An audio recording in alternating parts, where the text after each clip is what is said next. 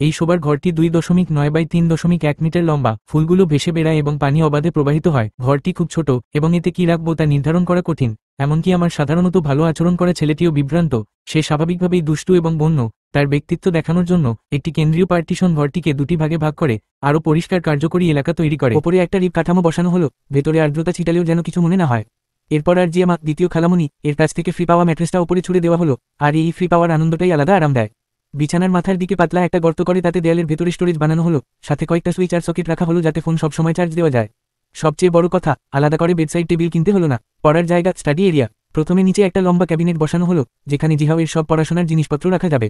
তার উপরে আবার ঝুলন্ত ক্যাবিনেট রাখা হলো, যেখানে জিহাওয়ের পছন্দের ভিডিও আর ফিগারিংগুলো ভরে রাখা যাবে। দরজা বন্ধ করলেও দেখতে ভালো লাগবে। মাঝখানে রাখা হলো ফ্লেক্সিবল ট্র্যাক সকেট, যাতে ঘরে কাজের ছোটখাটো সব ইলেকট্রনিক্স রাখা যায়।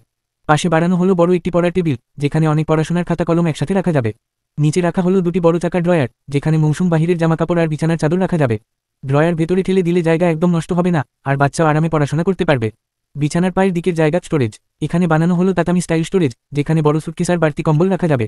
একটা ঢাকনা দিয়ে বন্ধ করলে একেবারেই চোখে পড়বে না। বিছানার পায়ের দিকের আলমারি একেবারে ছাদ পর্যন্ত উঠানো হলো। আলমারির নিচের কভার খুললে জিহাওয়ের সব স্টোরেজ বক্স আর ছোটখাটো জিনিসপত্র রাখা যাবে। ওপরে পুরোটা হলো ঝুলন্ত কাপড় রাখার জায়গা। জামা কাপড় ঝোলানো একেবারেই চোখের সামনে থাকবে, আর আলমারির দরজা খোলা বন্ধ করা হবে বেশ সহজ।